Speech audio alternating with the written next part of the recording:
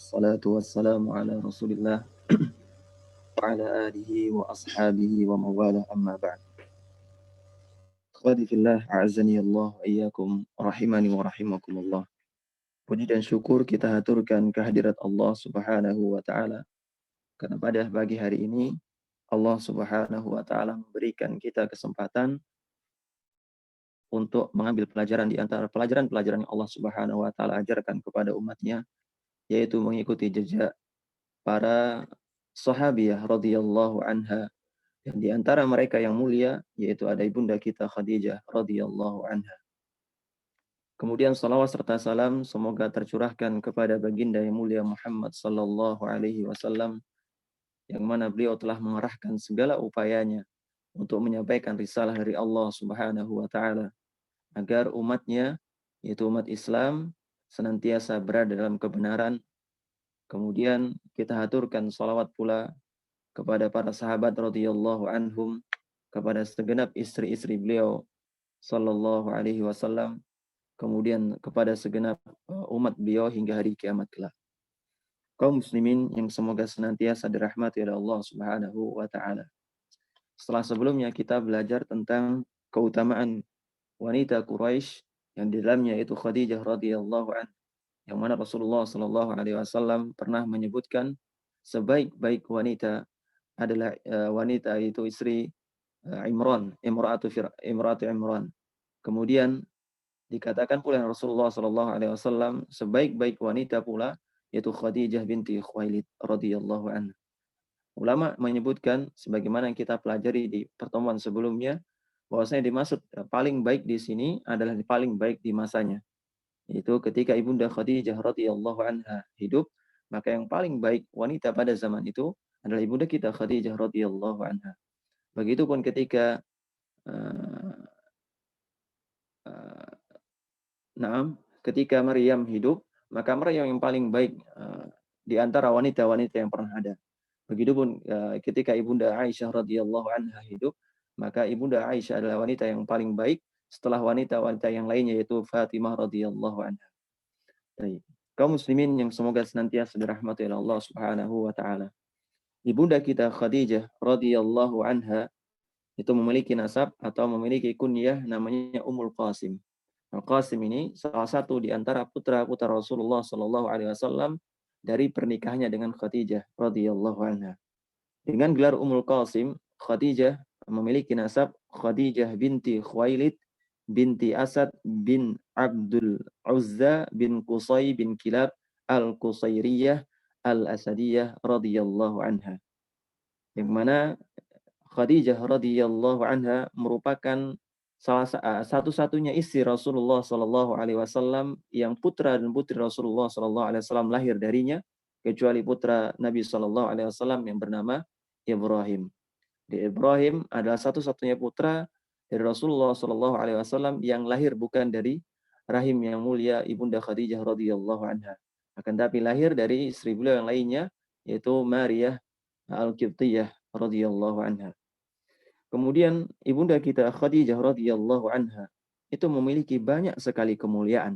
Dan di antara kemuliaan, sedikit pengenalan tentang kemuliaan ibunda kita Khadijah radhiyallahu anha, yang mana Aisyah radhiyallahu anha tidak cemburu kepada istri-istri Rasulullah sallallahu alaihi wasallam yang lainnya melebihi kecemburuan beliau kepada ibunda Khadijah radhiyallahu anha. Sebagaimana dikatakan dalam sebuah hadis, dikatakan yang artinya aku tidak cemburu pada seorang wanita pun seperti rasa cemburuku pada Khadijah, karena Rasulullah Shallallahu Alaihi Wasallam seringkali menyebutnya sebagaimana sebuah pepatah, bahwasanya seorang ketika mencintai sesuatu maka dia akan banyak-banyak menyebut sesuatu tadi. Ketika seorang mendakwa bahwasanya dirinya mencintai Allah Subhanahu wa taala, maka tentu saja hari-harinya akan senantiasa diiringi dengan zikir kepada Allah Subhanahu wa taala, baik pagi maupun petangnya. Sebagaimana Allah Subhanahu wa taala menggambarkan bagaimana kondisi orang beriman, yaitu Allah Subhanahu wa taala menyebutkan bahwasanya ciri orang-orang beriman yaitu orang-orang yang banyak berzikir ketika pagi maupun petangnya. Begitu Rasulullah sallallahu alaihi wasallam, pengakuan beliau mencintai Khadijah radhiyallahu anha bukan pengakuan semata, yang mana Rasulullah sallallahu alaihi wasallam seringkali menyebutnya bahkan ketika ibunda Khadijah radhiyallahu anha sudah meninggal dunia. Ini menunjukkan betapa besarnya kecintaan Rasulullah SAW kepada Ibunda Khadijah radhiyallahu anha.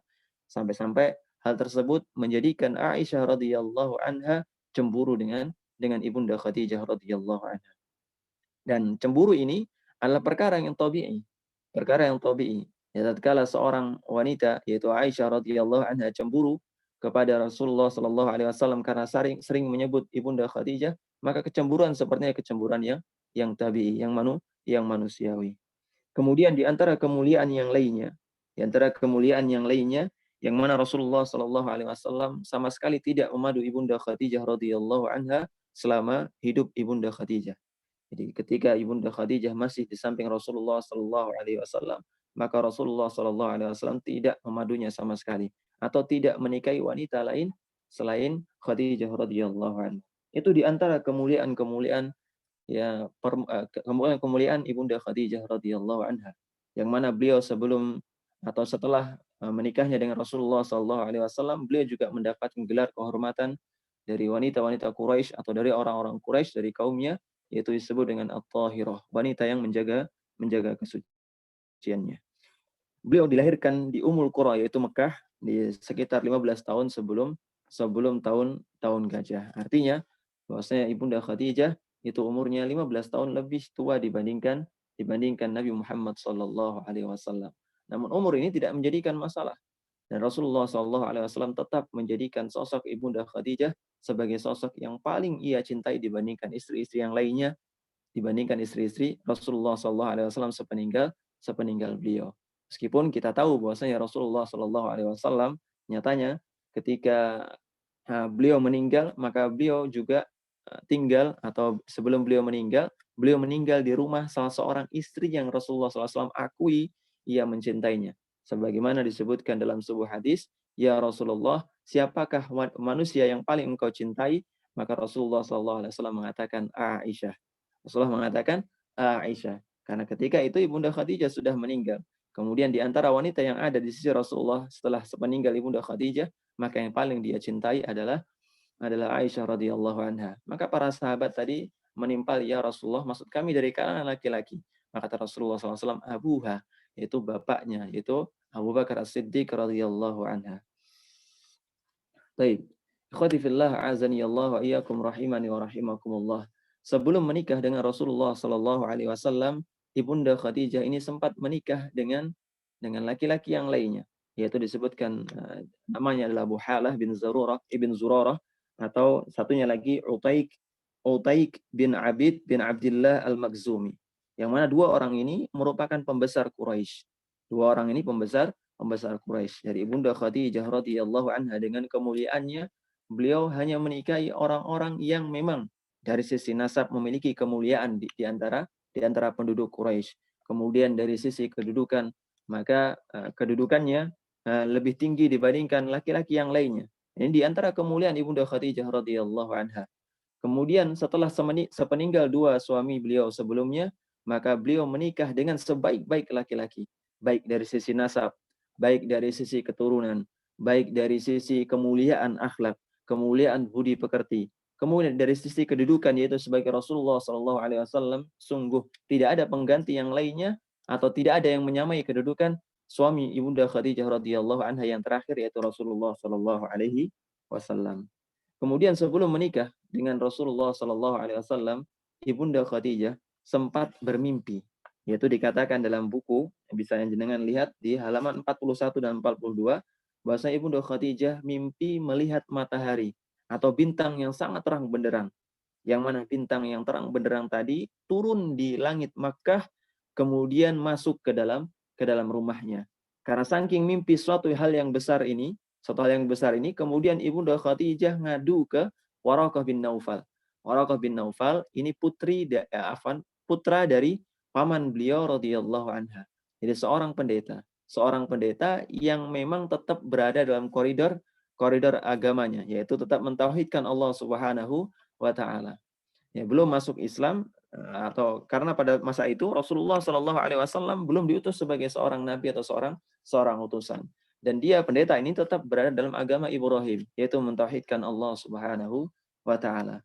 Kemudian mendengar penuturan Khadijah radhiyallahu anha yang mana Khadijah bermimpi, wahai Waraqah bin Naufal, sungguhnya aku melihat matahari atau bintang yang sangat terang benderang, yang disebutkan dalam makna bintang Orion namanya, bintang Orion, yang mana kata Ibunda Khadijah, aku melihat matahari atau bintang yang terang benderang ini turun ke langit Mekah dan terutama masuk ke dalam rumahku. Maka Waraqah, sebelum Ibunda Khadijah menyelesaikan ceritanya, maka Waraqah mengatakan, bergembiralah wahai saudara sepupuku. Jika Allah Subhanahu wa taala memang benar membenarkan mimpimu, maka cahaya nubuwah yaitu cahaya kenabian akan masuk ke dalam rumahmu dan dari sana cahaya penutup para nabi akan memancar. Dan ini isyarat dari Allah Subhanahu wa taala. Nah, di akhir hayatnya Ibunda Khadijah akan menikahi seorang yang paling mulia, baik dari sisi nasab maupun dari sisi kedudukannya sebagai seorang Nabi Shallallahu alaihi wasallam. Karena tidak ada kedudukan yang lebih mulia dibandingkan kedudukan yang Allah Subhanahu wa taala berikan, yaitu kedudukan sebagai seorang hamba Allah dan kedudukan sebagai seorang utusan Allah Subhanahu wa taala yang menyampaikan risalah. Setelah ditafsirkan demikian, ditakwilkan demikian oleh Waraqah bin Naufal, maka Ibunda Khadijah radhiyallahu anha tatkala datang laki-laki berikutnya yang hendak meminang Ibunda Khadijah, maka beliau berusaha mencocokkan apakah memang benar ciri-ciri kenabian ada pada laki-laki yang datang kepada beliau radhiyallahu anha. Ketika datang laki-laki A, maka dia lihat terlebih dahulu apakah benar laki-laki ini cocok dengan ciri-ciri kenabian yang disebutkan oleh Waraqah bin Naufal. Kemudian karena tidak cocok, mungkin beliau tolak. Kemudian datang laki-laki yang lainnya. Karena Ibunda Khadijah adalah sosok yang mulia, adalah sosok yang dipandang di antara pembesar-pembesar Quraisy pada masa itu. Maka banyak sekali laki-laki yang berlomba-lomba untuk mendapatkan hatinya. Akan tapi setelah mendapatkan kabar gembira dari Waraqah bin Naufal, Ibunda Khadijah radhiyallahu anha benar-benar selektif dalam memilih suami berikutnya. Ya, tatkala datang beberapa orang laki-laki datang kepada beliau, maka beliau berusaha mencocokkan apakah benar ciri-ciri kenabian, yaitu dari keluhuran budi memang benar ada pada laki-laki tersebut, dari sisi nasabnya, kemudian dari sisi tanda-tanda kenabian yang lainnya, apakah benar cocok dengan ciri-ciri kenabian. Ketika memang benar cocok, maka beliau bersegera dalam menikah. Akan tapi qadarullah ma syafa'al, memang belum ada yang cocok pada masa itu. Kemudian karena pada masa itu Nabi Muhammad Shallallahu alaihi wasallam belum diutus sebagai seorang nabi dan umur beliau masih terhitung sebagai seorang yang muda belia, akan tapi nama beliau sudah cukup masyhur di kalangan bangsa Arab, yang mana Rasulullah Shallallahu alaihi wasallam dikenal sebagai seorang yang al-amin, yaitu seorang yang dipercaya di antara yang lainnya. Yang mana Rasulullah Shallallahu alaihi wasallam dikenal sebagai sosok yang sama sekali tidak mau beribadah kepada selain Allah, bahkan sebelum beliau diutus sebagai seorang nabi. Jadi tidak pernah ada ceritanya bahwa Rasulullah Shallallahu alaihi wasallam sebelum diutus sebagai seorang nabi, lantas beliau menyembah berhala-berhala di Ka'bah, ini enggak ada ceritanya sama sekali. Dan tidak boleh seorang muslim percaya hal demikian. Karena Rasulullah Shallallahu alaihi wasallam adalah orang yang dijaga oleh Allah Subhanahu wa taala, sehingga beliau sama sekali tidak mensekutukan Allah Subhanahu wa taala bahkan sebelum beliau diutus sebagai seorang nabi. Kemudian Nabi Shallallahu alaihi wasallam di masa mudanya juga dikenal sebagai seorang yang jujur ketika berniaga. Oleh karenanya setelah mendengar hal tersebut, Ibunda Khadijah radhiyallahu anha hendak menguji bagaimana kejujuran Rasulullah Shallallahu alaihi wasallam.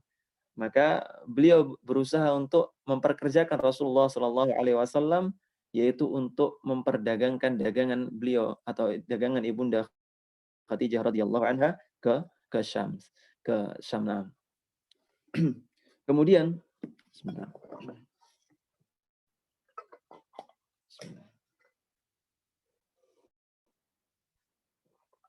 setelah diutus ke Syam dalam rangka menguji apakah benar sosok Muhammad Shallallahu alaihi wasallam adalah sosok yang ia cari-cari, yaitu sosok pemuda yang jujur, sosok pemuda yang bisa dipercaya, sosok pemuda yang tidak mau mencurangi dagangan yang lainnya, sosok pemuda yang memang benar-benar nampak cahaya kenabian di dalamnya. Kemudian Ibunda Khadijah mengutus Rasulullah Shallallahu alaihi wasallam bersama seorang budaknya, yaitu bernama Maisarah. Maisarah ini nama seorang budak laki-laki. Jadi pada masa Arab ini biasa dengan nama Maisarah adalah nama laki-laki. Justru kebalikannya ketika di Indonesia atau di orang-orang selain Arab, ketika menjumpai nama Maisarah, ini nama seorang perempuan. Padahal pada asalnya nama Maisarah adalah nama seorang laki-laki di kalangan orang Arab. Kemudian Ibunda Khadijah mengutus bersama Rasulullah Shallallahu Alaihi Wasallam ke perdagangannya ke Syam, itu seorang yang bernama Maisarah. Dalam rangka apa? Untuk melihat benarkah yang dipergunjingkan oleh orang Arab pada masa itu, bahwa Rasulullah Shallallahu Alaihi Wasallam adalah sosok pemuda yang jujur, sosok pemuda yang cekatan, sosok pemuda yang tidak mencurangi dagangan yang lainnya. Kemudian diutus Maisarah, dan ketika di perjalanan mulai dari awal sampai kepulangannya hingga ke Mekah kembali, maka Maisarah menjumpai banyak sekali tanda-tanda kenabian Nabi Shallallahu Alaihi Wasallam. Di antara yang mencolok adalah bahwa Nabi Shallallahu Alaihi Wasallam pernah singgah di sebuah pohon. Ketika di tengah perjalanan, maka beliau berteduh di bawah pohon tersebut. Maka ketika seorang pendeta melihat Rasulullah Shallallahu Alaihi Wasallam berteduh di bawah pohon tersebut, maka beliau mengatakan kepada Maisarah bahwa tidak pernah ada yang berteduh di bawah pohon tersebut kecuali ia akan diutus sebagai seorang nabi Shallallahu Alaihi Wasallam. Ini satu tanda di antara tanda-tanda kenabian Rasulullah Shallallahu Alaihi Wasallam. Kemudian tanda kenabian yang lain yang dijumpai oleh Maisarah di tengah perjalanan beliau ketika berdagang menuju Syam adalah ketika Rasulullah Shallallahu Alaihi Wasallam berjalan dari awal ke Mekah, kemudian ke Syam, kemudian kembali lagi ke Mekah, maka Maisarah tidak pernah menjumpai Rasulullah Shallallahu Alaihi Wasallam terkena sengatan matahari. Yaitu Allah Subhanahu Wa Taala melindungi beliau Shallallahu Alaihi Wasallam dengan mengutus awan di atasnya, yaitu senantiasa menaungi perjalanan Rasulullah Shallallahu Alaihi Wasallam. Itu di antara tanda-tanda kenabian yang Maisarah lihat secara langsung dan disampaikan kepada Ibunda Khadijah radhiyallahu anha.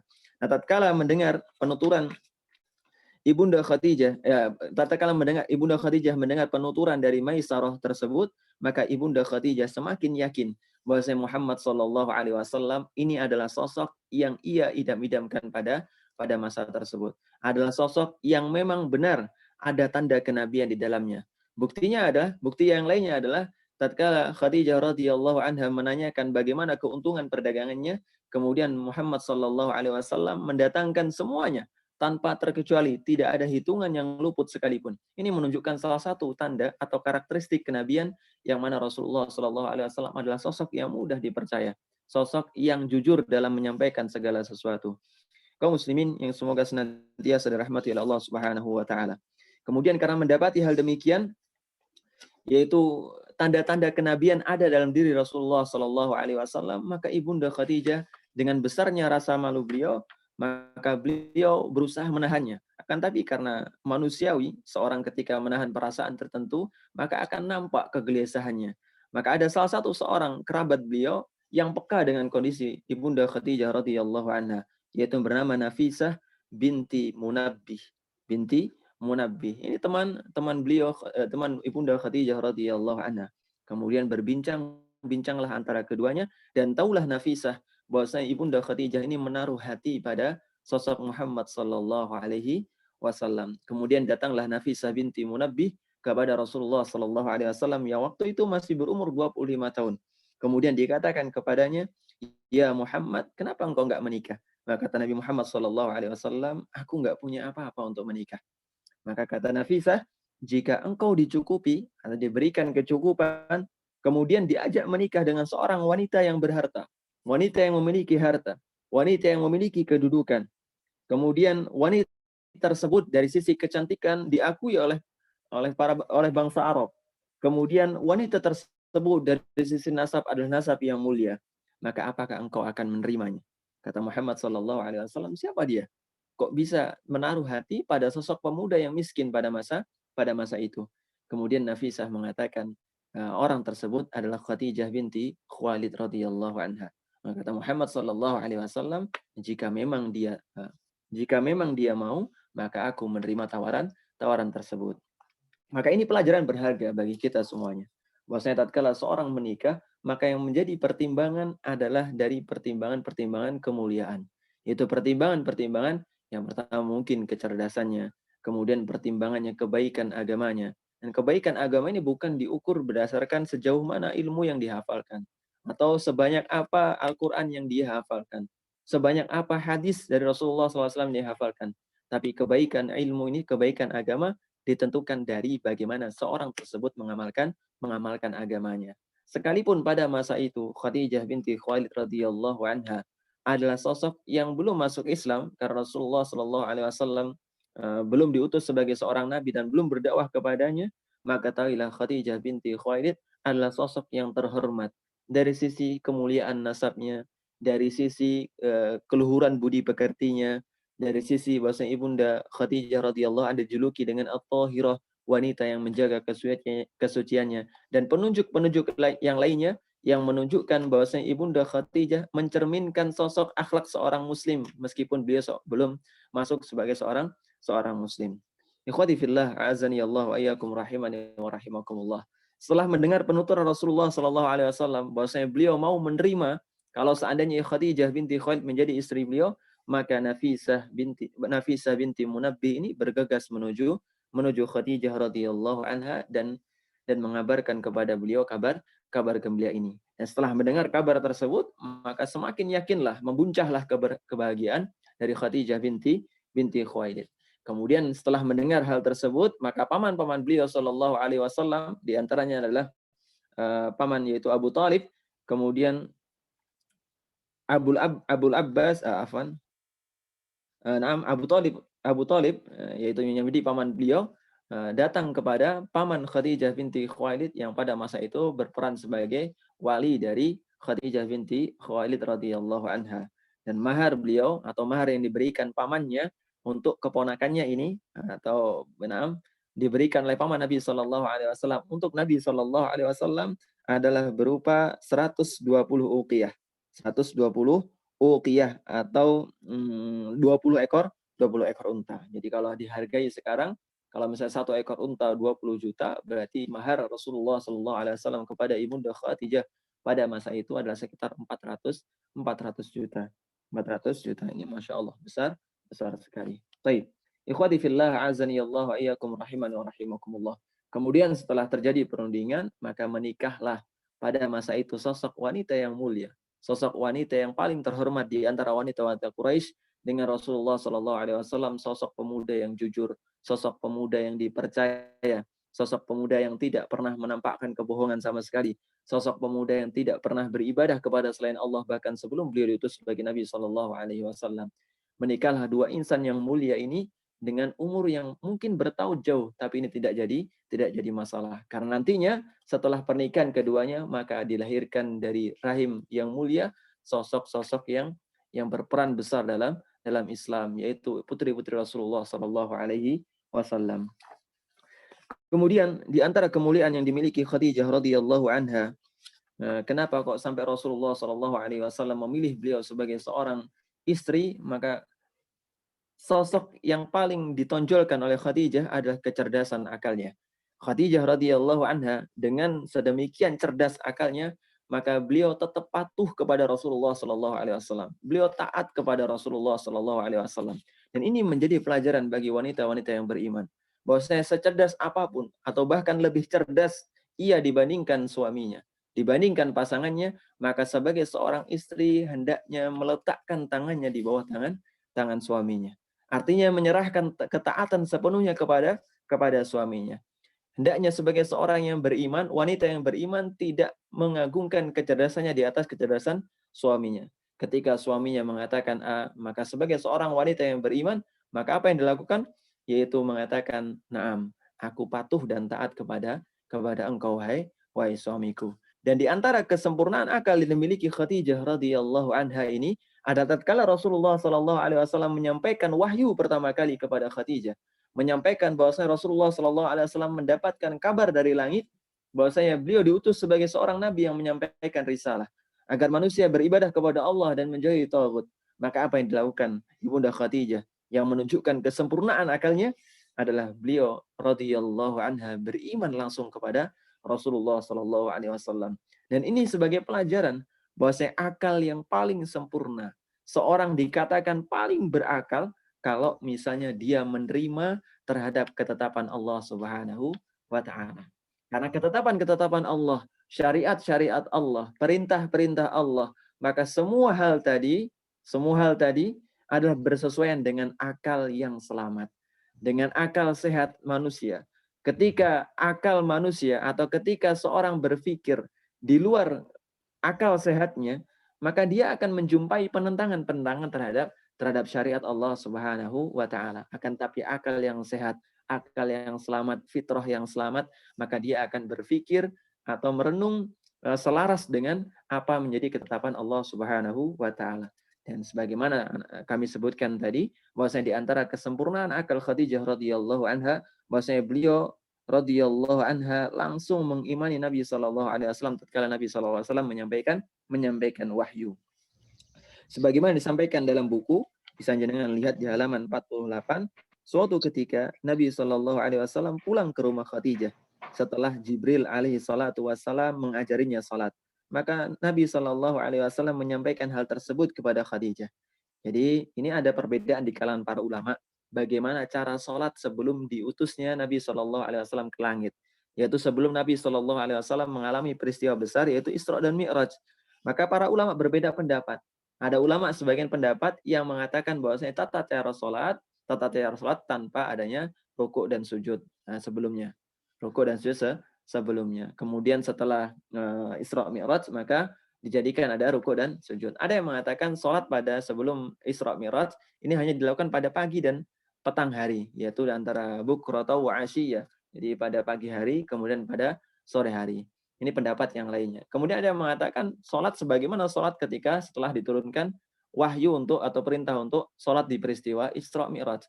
Akan tapi kata para ulama rahimahullah ta'ala, sholatnya ketika sebelum peristiwa Isra Mi'raj maka tidak dijadikan sebagai sesuatu yang wajib. Akan tapi setelah turunnya perintah Allah Subhanahu wa taala dalam peristiwa Isra Mi'raj, maka Allah Subhanahu wa taala menekankan kewajiban tersebut. Baik, kaum muslimin yang dirahmati oleh Allah Subhanahu wa taala. Sebagaimana disebutkan tadi, bahwasanya Khadijah radhiyallahu anha setelah sepeninggal dua suaminya yang mulia, kemudian dua suaminya yang terhormat di kalangan bangsa Quraisy kemudian mendapatkan sosok yang paling mulia, yaitu sosok Rasulullah Shallallahu Alaihi Wasallam yang kita sebutkan sifatnya Al-Amin, yang dipercaya oleh bangsa-bangsanya. Maka di antara yang menunjukkan bagaimana sosok kepercayaan Rasulullah Shallallahu Alaihi Wasallam atau sosok yang menunjukkan sifat yang menunjukkan bahwasanya Rasulullah Shallallahu Alaihi Wasallam adalah Al-Amin, adalah orang yang dipercaya, yaitu ketika terjadi peristiwa pembongkaran Ka'bah, yang mana Rasulullah Shallallahu Alaihi Wasallam ketika itu orang-orang berselisih siapa yang akan meletakkan batu Hajar Aswad di tempatnya semula, dan kabilah-kabilah merasa berhak karena pada masa itu sekalipun berada dalam kekufuran maka mereka tetap meyakini sebagai seorang bangsa Quraisy maka mereka diberikan kemuliaan untuk menjaga untuk menjaga Baitullah, untuk menjaga rumah Allah, untuk menjaga rumah Allah. Maka untuk mendapatkan kemuliaan tadi, maka barang siapa yang meletakkan Hajar Aswad, tentu saja ia paling mulia di antara kaum yang lainnya. Maka berselisih kaum-kaum yang ada. Nah, maka kata salah seorang di antara mereka, siapa saja yang masuk melalui pintu ini, maka dialah yang berhak memutuskan perkara perselisihan ini. Kemudian masuklah Rasulullah Shallallahu Alaihi Wasallam. Ini merupakan wahyu dari Allah Subhanahu Wa Taala. Bahwasanya pada masa itu Rasulullah Shallallahu Alaihi Wasallam ditentukan sebagai sosok yang dipercaya. Kemudian melihat hal tersebut, maka para pemuka Quraisy sepakat, "Na'am, kalau pemuda ini yang memutuskan perkara, maka kami percaya."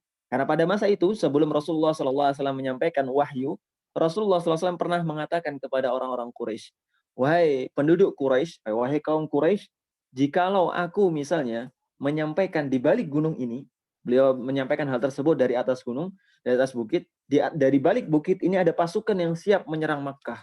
Maka apa yang kau lakukan? Apakah engkau percaya kepadaku? Maka orang penduduk Quraisy mengatakan, kami tidak pernah menjumpai engkau berdusta sekalipun.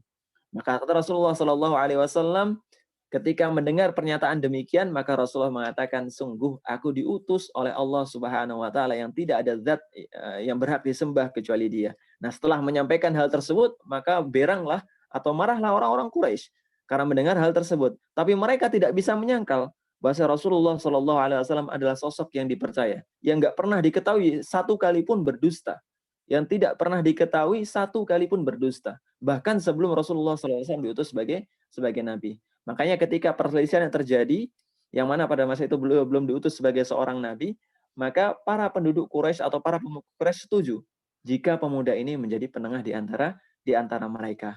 Maka Rasulullah Shallallahu Alaihi Wasallam diberikan ilham supaya apa? Supaya mengambil secari kain, kemudian meletakkan hajar aswad di kain tersebut, kemudian diangkat oleh seluruh perwakilan dari orang-orang Quraisy yang ada. Dari perwakilan dari masing-masing kabilah membawa atau mengambil ujung-ujung dari kain tersebut, kemudian membawanya ke dekat Ka'bah, dan Rasulullah Shallallahu Alaihi Wasallam yang meletakkan batu tersebut kembali ke tempatnya. Rasulullah Shallallahu Alaihi Wasallam digelari oleh penduduk Quraisy pada masa itu dengan sebutan Al-Amin, orang yang dipercaya. Baik Rasulullah SAW sebelum diutus sebagai seorang nabi maupun setelah diutus sebagai seorang nabi, Rasulullah adalah sosok yang Al-Amin, sosok yang dipercaya. Sebelum diutus sebagai nabi, mungkin beliau dikenal dipercaya sebagai seorang yang di antara manusia-manusia yang ada. Namun setelah menjadi nabi, beliau dipercaya baik dari kalangan manusia dan dipercaya pula bahwasanya beliau tidak pernah berkhianat sama sekali dalam menyampaikan risalah. Bahkan barang siapa yang menyangka bahwa Rasulullah Shallallahu Alaihi Wasallam berkhianat dalam menyampaikan risalah, atau dikatakan bahwa Rasulullah lupa menyampaikan satu risalah, atau Rasulullah salah dalam menargetkan risalah tersebut, maka kita akan dikatakan oleh para ulama orang tersebut atau orang yang meyakini hal tersebut adalah orang yang kufur atau orang yang mengingkari Allah dan Rasulnya. Baik, kaum muslimin yang semoga senantiasa dirahmati oleh Allah Subhanahu wa taala. Kemudian di antara kemuliaan Ibunda Khadijah radhiyallahu anha yang menunjukkan sisi kelembutan hati Ibunda Khadijah radhiyallahu anha adalah Ibunda Khadijah ini seorang yang peka dengan kondisi suaminya. Seorang yang ngerti kalau suaminya lagi marah, ngerti. Seorang yang ngerti kalau misalnya suaminya lagi suntuk. Seorang yang ngerti ketika suaminya misalnya gelisah dengan sesuatu. Ibunda Khadijah adalah sosok yang demikian. Tanda-tandanya adalah apa? Adalah ketika Ibunda Khadijah radhiyallahu anha mendapati Rasulullah Shallallahu Alaihi Wasallam menerima wahyu, maka Rasulullah Shallallahu Alaihi Wasallam diliputi dengan ketakutan. Karena itu awal kali beliau menerima wahyu, maka beliau menggigil keras dan ketakutan. Dan Ibunda Khadijah adalah sosok yang paling perhatian kepada Rasulullah Shallallahu Alaihi Wasallam ketika itu terjadi.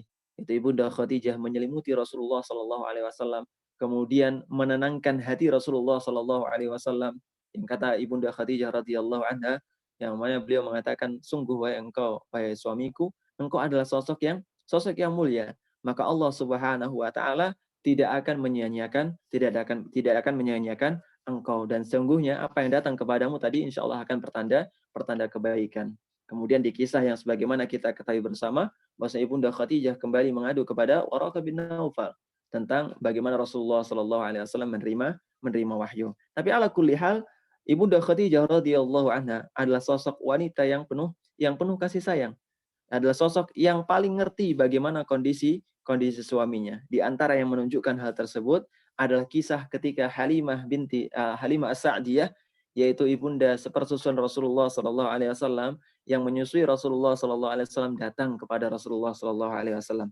Ketika melihat ibunda beliau Shallallahu Alaihi Wasallam yang datang kepada Rasulullah Shallallahu Alaihi Wasallam, dan para ulama sepakat terjadi perselisihan awalnya. Terjadi perselisihan apakah ibunda Rasulullah SAW yaitu Halimah As-Sa'diyah itu seorang yang muslim, seorang menerima Rasulullah sebagai utusan Allah, maka Ibnu Hajar rahimahullah ta'ala menetapkan dalam kitab Al-Isabah menggolongkan Halimah As-Sa'diyah dan juga saudari sepersusuan Rasulullah SAW adalah seorang yang sudah masuk Islam dan beriman kepada Rasulullah SAW. Artinya apa? Artinya dua orang tadi, yaitu saudari sepersusuan Rasulullah dan juga Halimah As-Sa'diyah, adalah seorang yang beriman kepada Allah dan Rasulnya. Kemudian lanjut tadi kisah tentang bagaimana pengertian Ibunda Khadijah radhiyallahu anha kepada Rasulullah Sallallahu Alaihi Wasallam. Ketika melihat bagaimana Rasulullah gembira menyaksikan Halimah As-Sa'diyah setelah bertahun-tahun berpisah dengan Rasulullah Sallallahu Alaihi Wasallam, kemudian datang di hadapan Rasulullah, maka Ibunda Khadijah tetap mengamati gimana kondisi suaminya ketika menghadapi Halimah As-Sa'diyah. Yang mana ini kisah yang cukup mengharukan, yang mana Rasulullah Shallallahu Alaihi Wasallam ketika Halimah As-Sa'diyah masuk ke dalam rumah Khadijah radhiyallahu anha, maka Rasulullah Shallallahu Alaihi Wasallam segera membentangkan selendangnya. Untuk apa? Untuk duduk ibunda beliau yaitu Halimah As-Sa'diyah radhiyallahu anha. Ini menunjukkan sisi Sisi apa? Sisi kelembutan hati Rasulullah Sallallahu Alaihi Wasallam, sisi kerinduan Rasulullah Sallallahu Alaihi Wasallam kepada ibunda sepersusuannya, yang mana Rasulullah memperlakukan beliau dengan perlakuan yang ta'zim, perlakuan yang menghormati, perlakuan yang memuliakan seorang ibu, seolah-olah Halimah As-Sa'diyah ini adalah sosok ibunda beliau sendiri, ibunda kandung beliau sendiri Sallallahu Alaihi Wasallam. Kemudian dikatakan atau ditanyakan kabarnya tentang ibunda Khadijah dan ibunda Halimah Sa'diyah radhiyallahu anha, kemudian diceritakanlah bahwasanya pada masa tersebut Bani Asad atau kampung Bani Asad, yaitu di tengah di perkampungan tempat Rasulullah sallallahu alaihi wasallam pada masa kecilnya beliau tinggal di sana, itu sedang dilanda pacaklik. Melihat hal tersebut atau menyaksikan mendengar hal tersebut, maka Rasulullah sallallahu alaihi wasallam begitu bersedih, dan ketika menyaksikan kesedihan Rasulullah sallallahu alaihi wasallam, maka ibunda Khadijah radhiyallahu anha ini membekali Halimah As-Sa'diyah ketika izin pulang, dibekali dengan 40 ekor kambing dan juga 1 ekor unta untuk membawakan air untuk itu ibunda Halimah As-Sa'diyah, dan juga memberikan perbekalan yang cukup. Kenapa ibunda Khadijah melakukan demikian? Sebagai bakti beliau kepada suami beliau, yaitu Nabi Sallallahu Alaihi Wasallam. Ini menunjukkan sisi kepekaan ibunda Khadijah radhiyallahu anha. Di antara kepekaan yang lainnya adalah ibunda Khadijah radhiyallahu anha itu tahu bahwasanya Rasulullah Shallallahu Alaihi Wasallam begitu menyayangi sosok budak yang dimiliki oleh ibunda Khadijah, yaitu siapa? Zaid bin Harithah. Zaid bin Harithah, yang mana Rasulullah Shallallahu Alaihi Wasallam memperlakukan Zaid bin Harithah ini sebagaimana perlakuan beliau kepada putri dan putra beliau Shallallahu Alaihi Wasallam dengan Khadijah. Zaid bin Harithah adalah sosok budak awalnya budak dari Khadijah binti Khuwailid, yang kemudian karena tahu Rasulullah SAW begitu menyayanginya, maka ibunda Khadijah menghadiahkan kepada Rasulullah SAW budak beliau, yaitu Zaid bin Harithah. Setelah diberikan kepada Rasulullah SAW, maka Rasulullah SAW membebaskan Zaid bin Harithah dan menjadi orang merdeka sepenuhnya. Baik. Kaum muslimin yang dirahmati oleh Allah Subhanahu wa taala. Di antara kemuliaan ibunda Khadijah yang lainnya,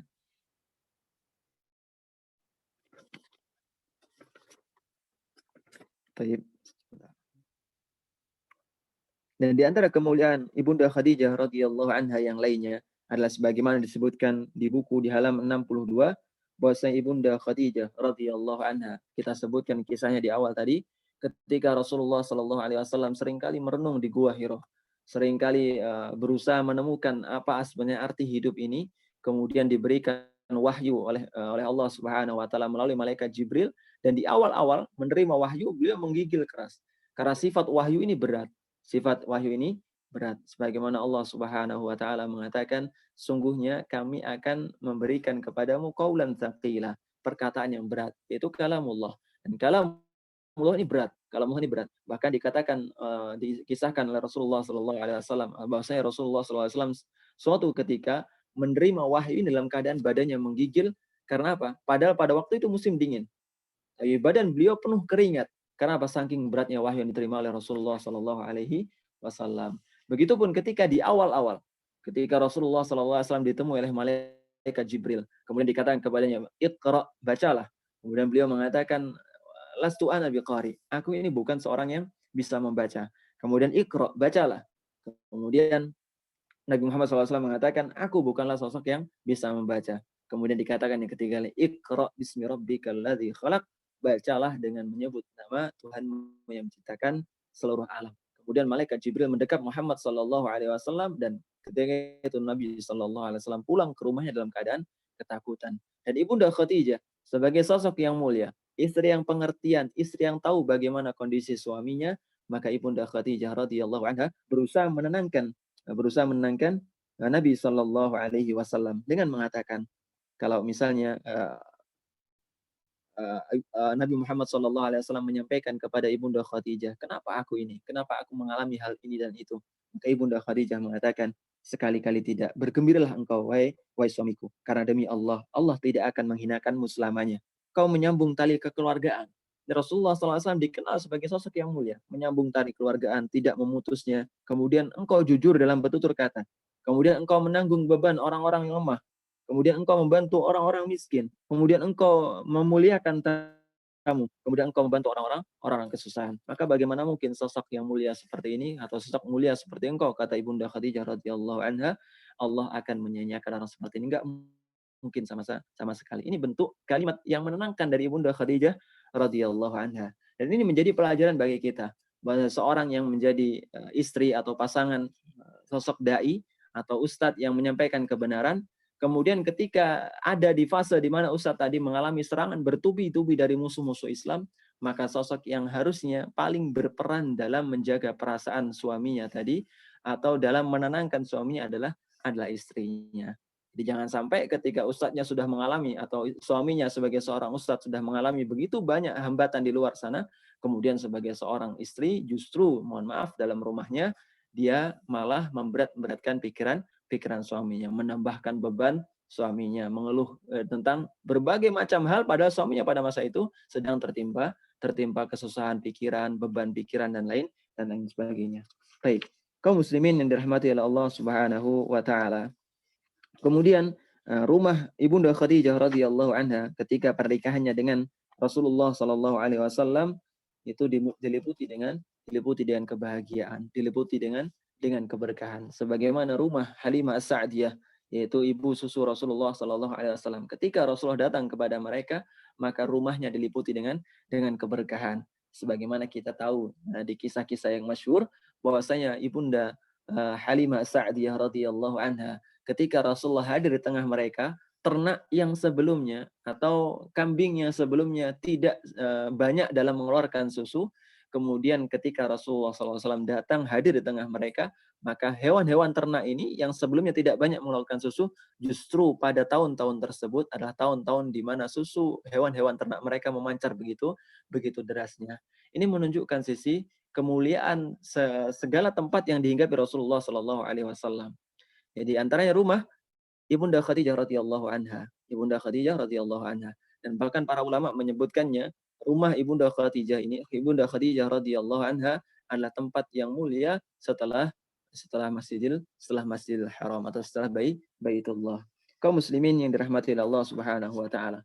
Dan bersama Nabi sallallahu alaihi wasallam Ibunda Khadijah melahirkan beberapa orang anak atau seluruh anak Rasulullah sallallahu alaihi wasallam baik putra maupun putri Rasulullah sallallahu alaihi wasallam adalah berasal dari Ibunda Khadijah kecuali Ibrahim, kecuali putra beliau bernama Ibrahim yang berasal dari Maria Al-Qibtiyah.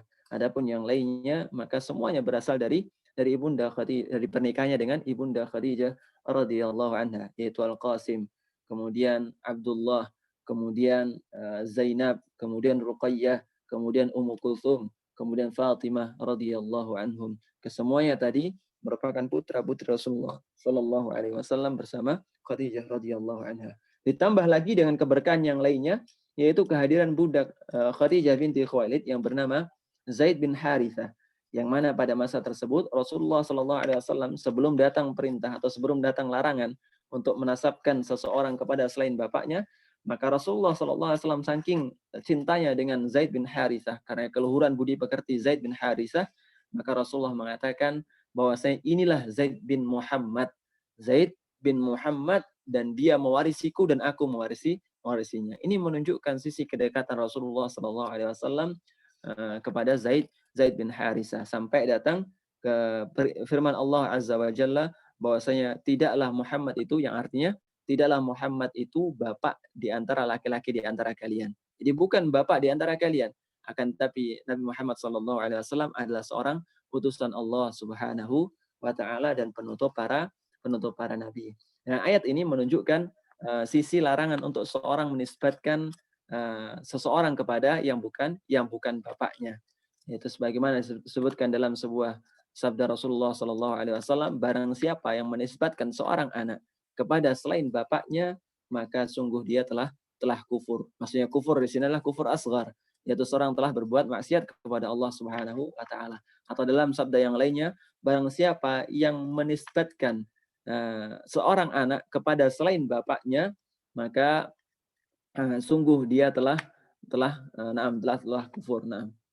Nah, telah berbuat kekufuran kepada Allah Subhanahu wa taala. Ini sisi yang menunjukkan sisi keharaman seseorang untuk menisbatkan orang lain kepada selain bapaknya. Lalu bagaimana kalau misalnya dinisbatkan kepada kakeknya? Kalau memang masyhur dinisbatkan kepada kakeknya dan maksudnya adalah bahwasanya si fulan ini adalah keturunan dari kakeknya tersebut, kita katakan hal tersebut benar. Akan tapi kalau dengan sengaja menggugurkan menggugurkan bapaknya, kemudian dinisbatkan langsung kepada kakeknya dan tidak mengakui bapaknya sebagai seorang ayah yang sah, maka hal tersebut atau soal nasab yang sah, maka hal tersebut dilarang dalam agamanya, bahkan kepada kakeknya sendiri. Terlebih kalau misalnya kepada selain kakeknya. Dan ini banyak dijumpai di kalangan para ulama yang mereka dikenal dengan nama kakeknya. Contohnya misalnya Ahmad bin Hambal. Sungguhnya Ahmad bin Hambal bukan Ahmad bin Hambal. Artinya Hambal ini bukan nama bapak beliau. Akan tapi yang memang masyhur di tengah umat pada masa itu adalah Hambal, yaitu kakak beliau rahimahullah taala. Akan tapi apakah ini diperbolehkan? Nah, jawabnya diperbolehkan dalam rangka ikhbar semata, dalam rangka mengabarkan bahwa ini keturunan dari Hambal yang masyhur tersebut. Baik. Ikhwani fillah azani Allah wa iyyakum rahimani wa rahimakumullah. Di antara kemuliaan Khadijah radhiyallahu anha yang lainnya adalah tatkala Khadijah radhiyallahu anha menemani Rasulullah sallallahu alaihi wasallam dalam masa-masa yang sulit, yang mana Ibunda Khadijah radhiyallahu anha atau Rasulullah sallallahu alaihi wasallam pada masa itu diasingkan oleh orang-orang kafir Quraisy. Di antara bentuk kezaliman orang-orang kafir Quraisy pada masa itu, karena mereka mendengar Rasulullah SAW menyampaikan atau menentang agama nenek moyang mereka, maka Rasulullah SAW beserta kaumnya, yaitu kaum dari Abdul Muthalib, diasingkan semuanya, ditaruh di luar Makkah, dan orang-orang tidak diperkenankan untuk bertransaksi dengan kaum Nabi Muhammad SAW atau orang-orang yang beriman pada masa itu. Ini bentuk siksaan yang diberikan oleh orang-orang kafir Quraisy. Dan Ibunda Khadijah radhiyallahu anha dengan sabar menemani Rasulullah sallallahu alaihi wasallam di masa-masa tersebut. Ini menunjukkan khadifillah azani Allah wa iyyakum rahimani wa rahimakumullah, hendaknya seorang istri ini selama suaminya dalam kebaikan, maka hendaknya dia tunduk, dia patuh, dia nemani dalam suka maupun duka. Ikhwadifillah azani Allah wa iyyakum rahimani wa rahimakumullah. Di antara kemuliaan Ibunda Khadijah radhiyallahu anha yang lainnya, yaitu yang mana disebutkan dalam sebuah hadis diriwayatkan dari Abu Hurairah radhiyallahu anha yang mengatakan ata Jibril an-Nabiy sallallahu alaihi wasallam. Jibril mendatangi Rasulullah sallallahu alaihi wasallam kemudian mengatakan, "Ya Rasulullah, wahai utusan Allah, hadhihi Khadijah qad atat maha ina'un fihi idamun aw ta'amun aw syarabun fa idza hiya atatka faqra 'alaiha salam min rabbiha wa minni." Akan datang sebentar lagi itu Ibunda Khadijah, yaitu Khadijah radhiyallahu anha, yang mana beliau membawa nampan berisi makanan atau minuman. Kemudian dikatakan oleh Jibril alaihi salatu wassalam, faqra 'alaiha salam min rabbiha wa minni. Sampaikanlah salam kepada Khadijah, salam tersebut dari Allah Subhanahu wa taala juga dariku. Bayangkan, Bunda Khadijah radhiyallahu anha adalah sosok yang mendapat pengakuan langsung dari Allah Subhanahu wa taala, disampaikan langsung melalui lisan Rasulullah sallallahu alaihi wasallam sebagai sosok yang mulia. Maka ini pelajaran juga bagi wanita-wanita yang beriman pada masa ini. Kalau misalnya Ibunda Khadijah yang sudah dijamin keselamatannya oleh Allah Subhanahu wa taala, demikian tetap berusaha dalam berbuat ketaatan, maka bagaimana mungkin orang-orang wanita-wanita beriman pada masa ini yang belum dijamin keselamatan kok tidak sesemangat Ibunda Khadijah dalam menjalankan ketaatan kepada suaminya, ketaatan kepada Allah Azza wa Jalla, ketaatan dalam menjalankan agamanya. Ikhwati fillah, a'azani Allah wa iyyakum rahimani wa rahimakumullah. Di antara kemuliaan Ibunda Khadijah yang lainnya, yang mana Allah Subhanahu wa taala mengabarkan melalui lisan Rasulullah sallallahu alaihi wasallam bahwasanya Ibunda Khadijah ini sebelum meninggal beliau sudah dikabarkan akan dibangunkan istana di surga. Maka ini bagaimana kegembiraan atau kebahagiaan hati Ibunda Khadijah, dan kebaikan sebagai seorang hamba dan juga seorang istri diakui oleh Allah Subhanahu wa taala. Diberikan salam dari Allah langsung dan bahkan dari malaikat dan juga dari malaikat Jibril. Kemudian langsung dikabarkan berupa diberikan istana di surga, maka kemuliaan mana lagi yang bisa didapat selain ini. Kemudian sebagaimana dikatakan oleh seorang sahabat radhiyallahu anhu, dikisahkan bahwasanya seorang sahabat diutus oleh Rasulullah Shallallahu alaihi wasallam ke sebuah daerah. Jadi diutus membawa sebuah pasukan. Dan sahabat ini diperintahkan oleh Rasulullah Shallallahu alaihi wasallam untuk apa? Untuk mengimami pasukan tersebut, untuk mimpin pasukan tersebut, untuk kalau misalnya sholat ngimamin. Dan ketika sholat, sahabat ini dijumpai setelah membaca surah yang lainnya, yaitu surah Al-Fatihah, kemudian surah yang lainnya, maka sahabat ini selalu sekali membaca Al-Ikhlas. Qul huwallahu ahad, Allahus samad, lam yalid walam yulad walam yakul lahu kufuwan ahad. Kemudian para sahabat yang lainnya merasa asing. Rasulullah nggak pernah melakukan demikian. Tapi kenapa kok melakukan demikian? Maka Rasul diadukan kepada Rasulullah dan Rasulullah mengatakan saluhu. Tanya dia, lima tasna'u misladak. Kenapa kok dia melakukan hal tersebut?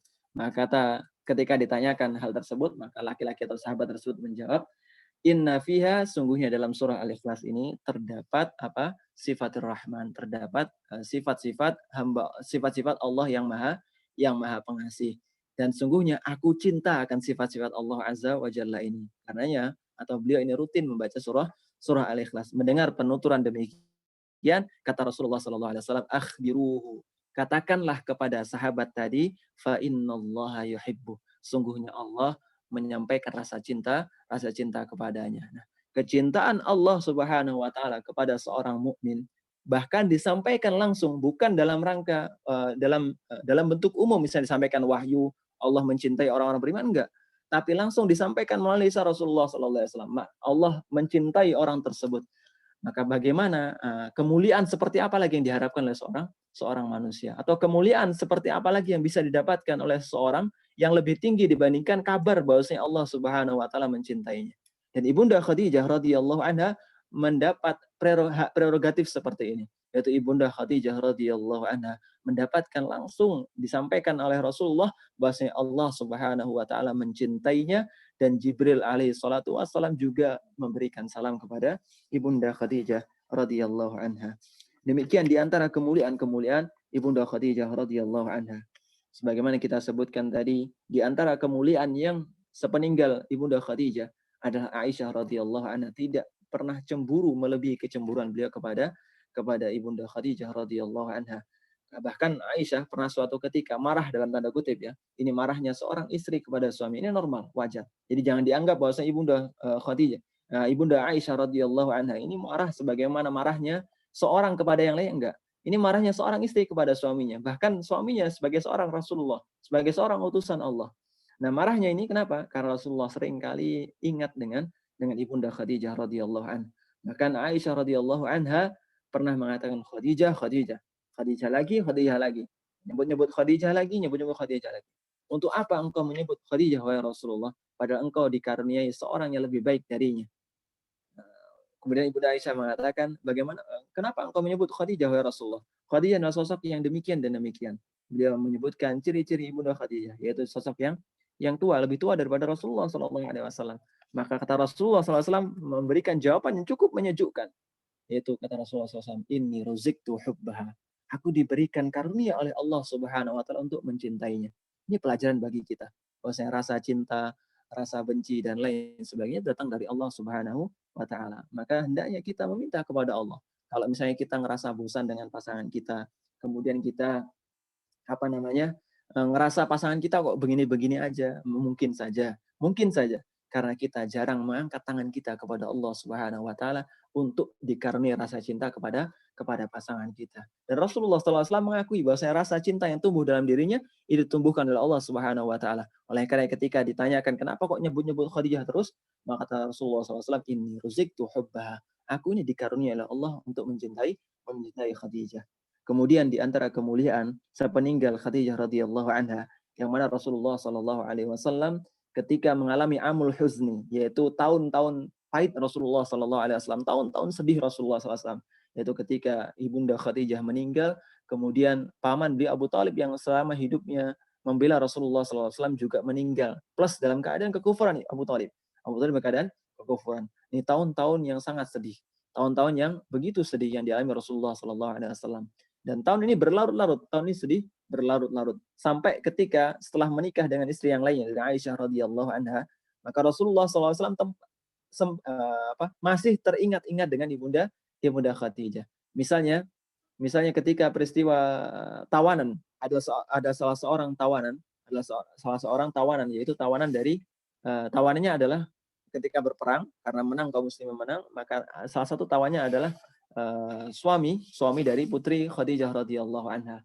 Maka ketika mendapati hal demikian dan putri tadi menebus suaminya dengan cara apa? Dengan cara memberikan kalung yang diberikan Khadijah di masa pernikahannya, maka ketika melihat kalung tersebut Rasulullah SAW teringat kembali kepada Khadijah. Kemudian beliau mengatakan, jikalau kalian, kepada sahabatnya, beliau mengatakan, jikalau kalian misalnya memberikan kebebasan kepada tawanan ini, kemudian mengembalikan kalung tadi, maka itu terserah kalian. Maka para sahabat radhiyallahu anhum tahu atau paham bahwa Rasulullah SAW pada masa itu sedang teringat-ingat dengan ibunda Khadijah, dan tidak ada rasa cinta yang begitu nampak kecuali ketika seseorang ditinggalkan oleh orang dicintainya dan perasaan tersebut senantiasa terngiang-ngiang di pikirannya. Maka Rasulullah SAW ketika menyembelih seekor kambing, maka beliau mengatakan, sampaikan ini kepada teman Khadijah yang itu, sampaikan ini kepada teman yang Khadijah yang A, dan lain sebagainya. Ini menunjukkan bahwa Rasulullah SAW senantiasa mengingat istri beliau yaitu Aisyah Khadijah radhiyallahu anha. Maka Imam Az-Zahabi rahimahullah taala mengomentari hal tersebut, beliau mengatakan ini sungguh mengherankan, sungguh menakjubkan, sampai-sampai Aisyah merasa cemburu kepada seorang wanita yang notabene sudah tua. Dalam artian sudah lebih tua dibandingkan Rasulullah sallallahu alaihi wasallam, bahkan setelah meninggal dunia. Bagaimana mungkin cemburu dengan sosok yang sudah meninggal dunia? Karena Rasulullah seringkali menyebutnya, ini menunjukkan kecintaan Rasulullah kepada ibunda Khadijah tidak hilang sama sekali. Kaum muslimin dirahmati Allah Subhanahu wa taala.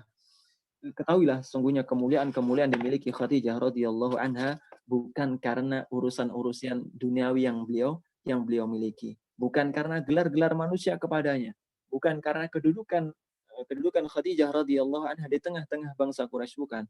Tapi kemuliaan yang dimiliki atau keutamaan yang dimiliki Khadijah radhiyallahu anha baik di hati Rasulullah sallallahu alaihi wasallam, kemudian di sisi Allah Subhanahu wa taala, atau di sisi Allah Subhanahu wa taala, kemudian di hati Rasulullah sallallahu alaihi wasallam adalah ditempuh karena Khadijah radhiyallahu anha adalah sosok yang taat kepada Allah, kemudian taat kepada Rasulullah sallallahu alaihi wasallam, taat kepada suaminya yang sekaligus pada masa itu menjadi Rasulullah sallallahu alaihi wasallam. Maka dengan ketaatannya ini sebagai seorang wanita yang taat kepada Allah dan Rasulnya, ibunda Khadijah radhiyallahu anha mendapatkan kenikmatan atau kemuliaan sedemikian banyaknya. Di antara yang kita sebutkan tadi, mendapatkan salam dari Allah dan juga Jibril, kemudian mendapatkan janji berupa istana di surga, kemudian kecintaan Rasulullah sallallahu alaihi wasallam yang sedemikian dalam kepada ibunda Khadijah radhiyallahu anha.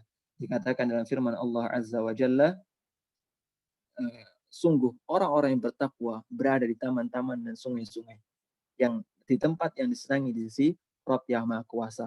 Dan di antara hamba-hamba yang beriman ini ada ibunda kita Khadijah radhiyallahu anha, yang mana kemuliaannya tidak lagi diragukan oleh setiap orang yang beriman. Bahkan orang yang mencela ini merupakan tanda kekufuran di dalam hatinya. Jadi siapapun yang mencela sahabat Rasulullah sallallahu alaihi wasallam, terutama orang-orang yang cintai Rasulullah sallallahu alaihi wasallam, maka ada bibit kekufuran di dalam dirinya. Demikian yang bisa kami sampaikan. Kurang lebihnya mohon maaf. Semoga Allah Subhanahu wa taala memberikan manfaat atas apa yang kita pelajari pada pagi hari ini. Dan jika ada pertanyaan yang bisa kami jawab, maka kami jawab. Kami persilakan. Wassallallahu ala nabiyina Muhammad walhamdulillahi rabbil alamin. Jazakallahu khairan Ustaz. Baik, kepada akhwat dan ummahat yang ingin bertanya langsung dipersilakan raise hand terlebih dahulu ya. Sambil menunggu Ustaz, ada pertanyaan di chat. Bismillah, izin bertanya Ustaz. Akhlak ibunda Khadijah kepada suaminya Rasulullah SAW sangat menginspirasi, Masya Allah. Yang saya tanyakan, bagaimana jika suami tertutup dalam segala hal? Kita ingin memahami apa yang dirasakannya pun sulit. Apabila suami bersikap biasa, mungkin akan lebih mudah dalam bermuamalah. Tetapi ia tampak berbeda hingga berpengaruh pada pengambilan keputusan bersama yang membuat pasangan kesusahan. Harus bagaimana? Apa nasihat Ustadz untuk sang istri? Syukron barakallahu fikum. Masya Allah, barakallahu fiik. Pertanyaan sangat bagus sekali. Dan ketika kami menjawab, maka ini menjadi pelajaran bersama. Entah bagi yang menyimak maupun bagi yang menyampaikan. Baik, ikhwati fillah azani Allah iyakum rahimani wa rahimakumullah. Terkadang memang dijumpai sifat pasangan itu beraneka ragam. Ada yang pendiam, ada yang terbuka dengan segala hal, ada yang menyembunyikan sebagian hal kemudian membuka yang lainnya. Ada yang bahkan menutup seluruh hal dari pandangan pandangan manusia yang lainnya dan dia hanya menyimpannya dalam hatinya. Dan ini dijumpai bukan hanya suami tapi juga istri. Kadang istri menyimpan hal aneka ragam A dan B dan lain sebagainya. Lalu bagaimana sikap seorang istri ketika mendapati suami yang demikian? Maka kita katakan ketaatan kepada seorang suami. Bahkan suami, seandainya tetap suami berada dalam kebaikan, ketaatannya kepada seorang suami tidak berubah sama sekali.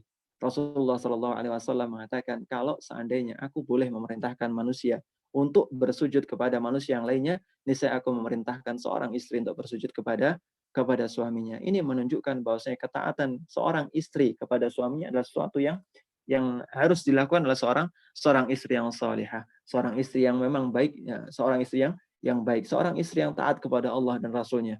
Nah, ketika ketaatannya kepada Allah dan Rasulnya ini membekas, maka bekasnya atau efeknya atau dampaknya adalah dia benar-benar mentaati suaminya selama dalam kebaikan. Dan di antara bentuk ketaatannya, adalah ketelatenannya dalam menghadapi suami yang demikian. Karena suami yang demikian juga memang tabiat yang mungkin tidak bisa dirubah. Jadi ada tabiat-tabiat yang kita nggak bisa memaksakan berubah. Lalu bagaimana untuk mengubahnya? Ya diajak komunikasi. Kalau memang nggak bisa diajak komunikasi, misalnya suami tipe yang temperamental ketika disinggung masalah-masalahnya, maka kita adukan kepada Allah Subhanahu wa Ta'ala. Karena nggak ada yang membolak-balikkan hati kecuali Allah Subhanahu wa Ta'ala. Maka bagaimanapun kecilnya keinginan yang kita inginkan dari suami kita atau dari pasangan kita, hendaknya minta kepada Allah Subhanahu wa Ta'ala terlebih dahulu. Ya Allah, bukakanlah hati suami saya atau lapangkanlah hatinya. Minimal kalau misalnya dia nggak membuka di hadapan saya, maka setidaknya bantulah saya atau berikanlah bantuan pertolongan kepada saya ya Allah untuk senantiasa berbakti kepadanya, Sekalipun misalnya suaminya tetap tertutup dalam segala hal, menyimpan masalahnya sendiri, maka mintalah kepada Allah agar apa? Agar istri atau agar kita menerima kondisi pasangan kita, agar kita tetap telaten dengan kondisi pasangan kita, agar kita tetap patuh dan taat kepada suami kita sekalipun suami kita memperlakukan kita dengan hal-hal yang mungkin dirasa kita kurang sukai. Itu cara yang pertama, itu mintakan kepada Allah Subhanahu wa Ta'ala. Karena Allah Subhanahu wa Ta'ala yang Maha membolak-balikan hati. Kemudian yang kedua, ya cara-cara yang ditempuh sebagaimana cara-cara menyelesaikan pasangan suami istri itu dengan komunikasi. Mungkin itu yang bisa kami sampaikan. Wallahu taala. Nah, jazakallah khairan saja. Ada lagi Umahat yang ingin ditanyakan, silakan.